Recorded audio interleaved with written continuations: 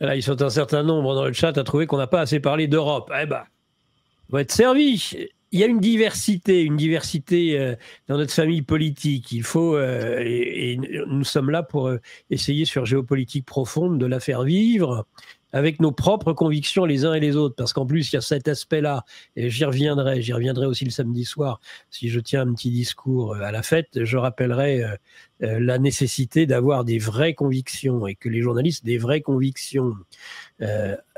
C'est bien de parler de médias alternatifs aujourd'hui, mais il y en a certains, on aimerait savoir s'ils ont réellement des convictions. Nous, on a des convictions sur géopolitique et on n'est pas toujours d'accord et ça peut même nous arriver de nous engueuler. Mais néanmoins, entre personnes de conviction, ça se termine toujours bien, je pense. Nous avons Bernard Monod, homme de conviction aussi, qui est maintenant présent parmi nous, économiste évidemment, ancien député européen, je l'ai rappelé, comme le prédécesseur sur cette interview, Jean-Yves Le Gallou. Bonjour Bernard et bienvenue dans cette matinale de Géopolitique Profonde. Bonjour Nicolas Stocker. Tout va bien, vous avez réglé la caméra, le son est parfait. Je vous trouve en forme, je vous trouve reposé. Peut-être avez-vous eu la chance de prendre quelques vacances. Non, pas du tout. Non, je suis au travail et en télétravail aujourd'hui. Eh ben, le travail, c'est la santé, en tout cas pour vous.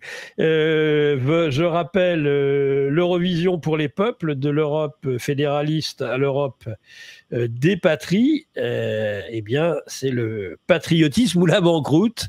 Je peux vous dire, quand vous avez écrit ce livre au Muller Édition, il est toujours édité, je suppose, ce livre. Toujours réédité plusieurs fois même. Voilà, réédité plusieurs fois. Eh bien, écoutez, indéniablement, je pense que vous avez eu le nez creux parce qu'on y est. C'est pour ça que d'ailleurs, je souhaite vous avoir et que je suis abusif, évidemment, comme tous les journalistes, et je cherche à vous avoir le plus possible parce que l'actualité vous donne raison. J'ai envie de vous dire la même chose que ce que j'ai dit ces derniers jours à nos invités, de Barnérias d'ailleurs jusqu'à Philippot. C'est-à-dire, et je peux vous le dire aussi à vous, il distribue des casquettes actuellement rouges, mais où il est écrit « Trump a toujours raison ». Je ne me rappelle plus la formule exacte en anglais. Mon anglais n'est jamais très brillant, mais enfin, Trump a toujours eu raison. Il avait raison sur tout. Trump avait raison sur tout. Voilà. Eh bien, Bernard Monod, vous devriez, on pourrait vendre des casquettes où on mettrait Bernard Monod comme d'autres. Vous aviez raison sur tout. Et c'est exact ce qui est en train d'arriver. C'est justement la faillite, cette faillite de la France qui. J'aimerais tellement avoir tort. J'aimerais tellement avoir tort. J'entends bien. Ouais, c'est exactement ça. Donc, je rappelle quand même aussi dans la présentation à chaque fois, même si les gens vous connaissent, nos internautes vous connaissent de mieux en mieux, vous êtes le vice-président du Cercle national économique et financier. Ça, c'est un point important. Donc, ancien eurodéputé, patriote français et pro-Eurasie, c'est ça? Oui, totalement. De plus en plus. Là aussi, on avait vu clair depuis des années. Et on n'est pas tombé dans la propagande occidentale et américaine et otanienne. Et donc. La Grande Europe avec la Russie. Absolument. De l'Atlantique au Pacifique. Et là, on serait un continent invulnérable si, bien entendu, on n'était pas en conflit organisé depuis des décennies. C'est pas nouveau. Hein. Les gens ne voient que les choses apparentes, mais c'est beaucoup plus ancien que ça. Je pense notamment à l'affaire de l'Ukraine, où en fait la guerre, tout le monde pense que la guerre a commencé en février 2022. Non, la guerre a commencé en 2014, au moment du coup d'État de Maïdan, organisé par la ministre des Affaires étrangères, Madame Victoria Nuland, donc au service de l'administration américaine de l'époque, démocrate, hein. Et puis l'OTAN, et puis avec comme supplétif permanent l'Union européenne qui emboîte le pas en permanence sur les organisations de conflits. Donc l'Europe, l'Union européenne, ce n'est pas la paix, c'est au contraire c'est la guerre. C'est un beau dévoilement apocalyptique, apocalypse au sens premier du terme, c'est que nous est dévoilé. Avec l'USAID, il y a la mise à nu de l'État profond américain. Avec l'Europe qui était celle de la paix. On voit tous les jours qu'elle est une Europe de la guerre, une Europe de bellicistes. Ce qui est important, c'est de comprendre pourquoi tout ceci se passe. Et nous, on a une matrice, une grille de lecture macroéconomique et géopolitique de tout ça. Et en fait, en définitive, tout est économique. Alors, vous parlez du CNE, hein, je pense, oui. parce que, et je terminerai juste votre présentation et je vais vous laisser vraiment développer. Donc, ce communiqué de presse que vous aviez, en effet, et on avait déjà échangé là-dessus, il était en passe d'être... Ah non, c'est celui du 28 février, mais on parlait du communiqué de presse précédent ensemble, où le titre suffit à lui-même, la France en route vers la servitude et la tutelle du FMI, point d'interrogation. Allez-y, je vous en prie. Absolument. Non, je dis que tout ce qui arrive en politique n'est pas le fait du hasard. Voilà. C'est organisé de longue date par des gens qui ont des intérêts majeurs, macroéconomiques, qui dépassent donc les nations. Et en fait, nous, notre grille de lecture, c'est que il s'est passé quelque chose en août 2019 dont personne n'a entendu parler, mais on est là pour éclairer tous ces sujets-là. C'est que vous avez les banques centrales occidentales en mode panique, hein, en quelque sorte, puisque ça fait quand même 50 ans que l'Occident est surendetté, et c'est de pire en pire, et ça le prouve encore au niveau de la France avec le budget 2025 qui est catastrophique. Hein. Même la Cour des comptes est en train de hurler dans son dernier rapport pour dire qu'on est, voilà, on est hors de contrôle au niveau des finances publiques et qu'on va dans le mur de la dette. Et donc, ce qu'il faut comprendre, c'est qu'en août 2019, vous avez les principales banques centrales occidentales, donc États-Unis, l'Union européenne, le Royaume-Uni, le Japon, etc., qui se sont réunis et qui ont constaté effectivement que l'Himalaya de dette était en train de faire perdre le contrôle des peuples et des nations. Et donc là, ils ont décidé, contrairement à ce qu'ils ont fait les 30 années précédentes, de relancer l'inflation. Alors, comment vous faites, vous relancez l'inflation? Eh bien, vous laissez filer les déficits et bien entendu les dettes qui s'accumulent, et donc pour que l'inflation rejaillisse. Tout en tenant le discours et une communication inverse, en disant que c'est la lutte contre l'inflation qui est un cancer, etc. Oui, sauf que de ce cancer-là, ils en ont besoin.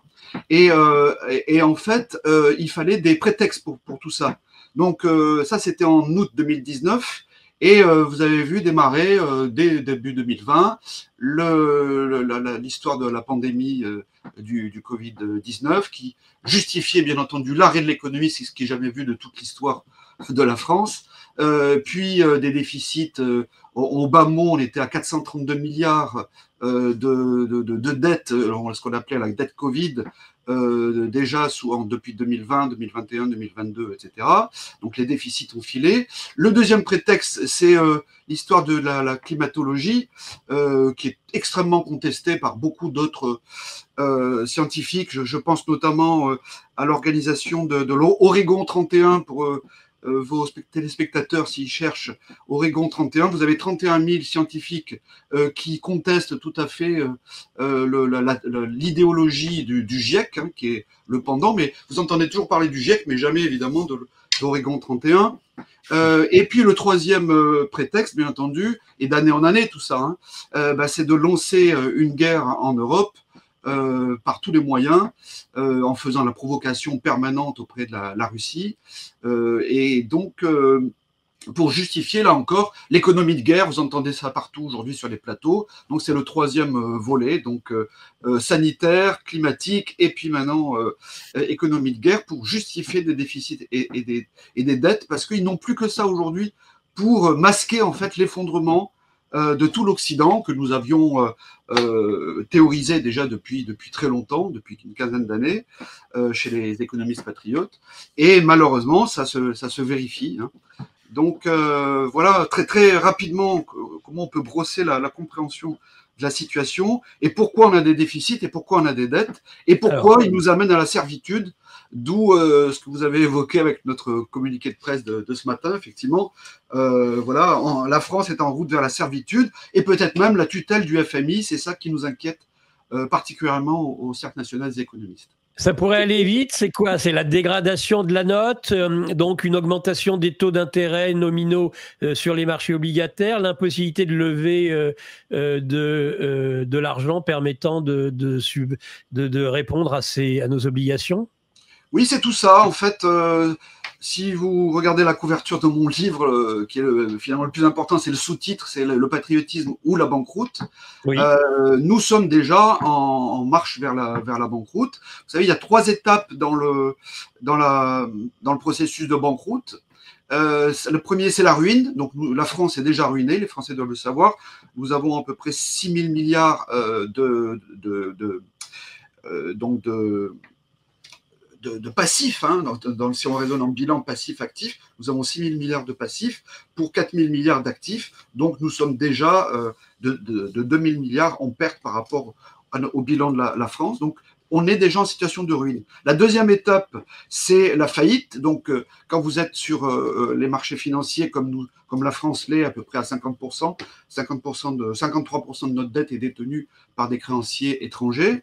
Eh bien, vous êtes dépendant donc des marchés pour vous refinancer, et donc vous êtes déjà en mode un petit peu de servitude, d'où le discours permanent de saccage social de notre système de protection sociale. La retraite, ça fait 30 ans qu'on nous bassine depuis déjà Fillon, rappelez-vous, on était quand même à 37 ans et demi de durée de cotisation. Nous sommes maintenant à 43 ans, et puis c'est pas fini. Donc c'est jamais assez. Hein.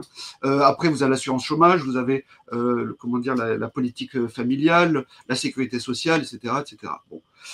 Donc tout ça, c'est un discours permanent de casse sociale, parce qu'il faut s'emparer du budget social en France, qui est d'environ 750 milliards d'euros par an, et c'est une manne pour les investisseurs et les fonds d'investissement étrangers. J'en nommerai qu'un, c'est BlackRock, mais il y en a bien d'autres, il y a Vanguard. C'est toujours des fonds d'investissement américains qui rêvent de mettre la main sur le pactole du budget social de la France. Voilà.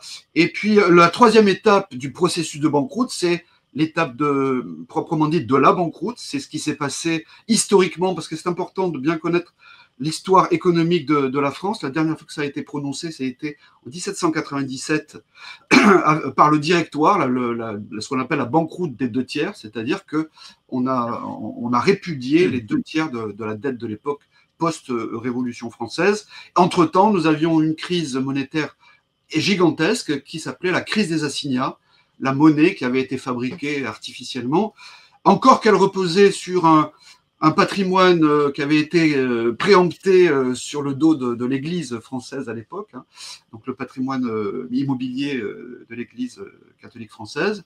Et donc, malgré tout, ils ont fait tellement tourner la planche à billets que l'économie s'est effondrée et qu'il a fallu justement faire une banqueroute aux 2 tiers en tout cas, pour pouvoir repartir sur des bases saines et pouvoir reconstruire ensuite le régime de Bonaparte et de Napoléon, donc l'Empire.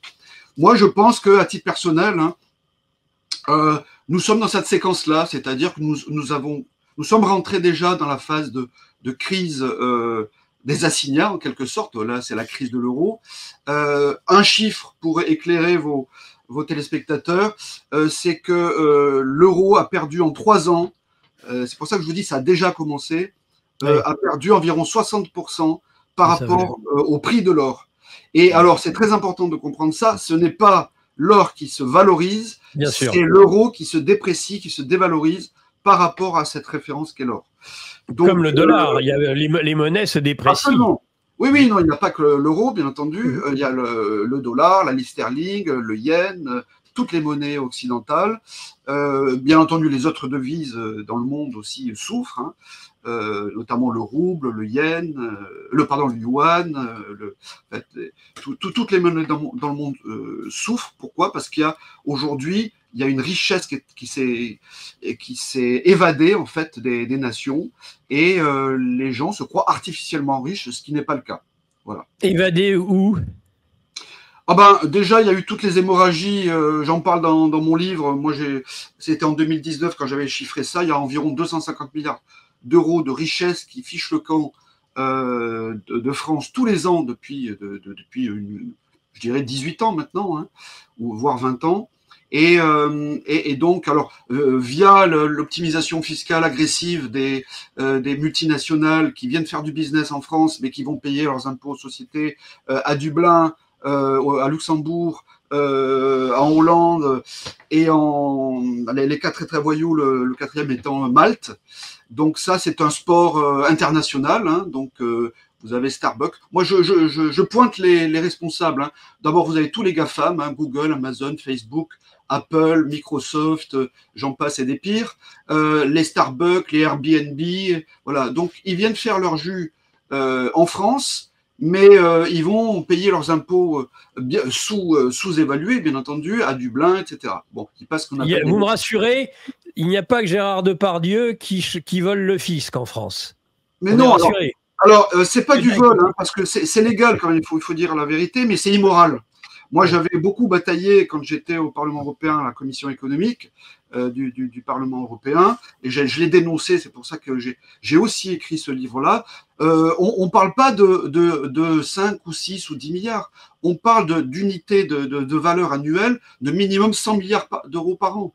C'est-à-dire que vous avez environ 65 milliards au titre de l'impôt société, et vous avez 30-35 milliards au titre du carrousel de TVA, vous savez, avec les règles intra-marché unique de l'Union européenne. Eh bien, vous pouvez créer une société en Belgique, faire du business en France. Vous dites que vous allez payer la TVA en France et puis vous la payez pas. Et puis la boîte est fermée pour en ouvrir une autre après en Irlande ou je ne sais où. Et comme ça, vous avez, c'est pour ça que ça s'appelle le carrousel. Vous avez quand même une hémorragie de 35 milliards plus les 65 milliards de l'IS des multinationales qui ne payent pas leur impôt en France. Donc tout ce qui n'est pas payé, justement, qui ne participe pas aux finances publiques françaises, c'est ce que doivent supporter ceux qui sont donc domestiques, donc autant les entreprises que les particuliers, et bien entendu, l'État se rattrape sur la rigueur économique et financière et sociale, etc. Donc, voilà, il y a 100 milliards, plus après vous avez tous les dividendes des multinationales. Nous, tout à fait, vous savez, on est des libéraux, hein. On est des patriotes, mais on est quand même des libéraux. Et si vous voulez, vous avez quand même au bas mot 60 milliards de dividendes des multinationales françaises et étrangères qui partent dans les fonds d'investissement, notamment américains, qui retournent à leur source pour financer les retraités américains, etc. Donc tout ça, c'est ce qui ne restait pas en France, vous comprenez? Donc d'où cette volonté de libre circulation des capitaux, d'ultralibéralisme, de mondialisme. Les financiers qui nous gouvernent, hein, parce qu'aujourd'hui nous n'avons plus que des banquiers et des financiers qui nous gouvernent. La dernière en date, c'est l'élection de Monsieur Merz en Allemagne. Qui n'est jamais qu'un BlackRock boy, hein. Donc il était dirigeant patron de la filiale BlackRock Allemagne, voilà, ouais. Absolument, en Allemagne. Et donc c'est toujours pareil. Vous avez Draghi, qui est un ancien de Goldman Sachs, qui était banquier central pendant 10 ans à la BCE, qui était un ancien de Goldman Sachs. Vous voyez, comment dire, celui qui est parti là, qui est allé donc chez JP Morgan, comment s'appelle-t-il? J'ai oublié son nom. Oui, mais quand il part, voilà. Voilà, il y a Bank of America pour l'un, voilà. JP Morgan. Donc pour service rendu sur les réglementations et les directives de l'Union européenne, eh bien on les remercie en les embauchant à des prix. À des salaires mérifiques dans le système bancaire. Et même les fondations maintenant. On a certains qui partent dans les fondations, c'est bien aussi. Oui, c'est ça, tout à fait.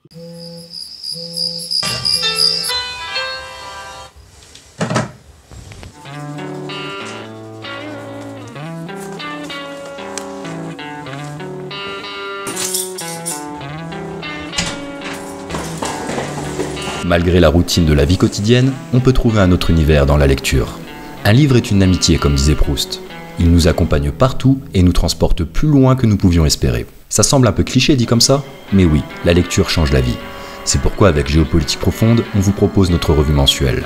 En plus d'avoir les meilleures expertises sur les sujets essentiels de notre société, il y a aussi des solutions financières pour s'émanciper du système. On essaie de changer la vie de ceux qui nous lisent, intellectuellement comme matériellement. Quand les intérêts rencontrent la sympathie, c'est souvent une nouvelle amitié qui commence. Car on n'est pas là pour vous raconter des histoires, mais pour vous aider à écrire la vôtre.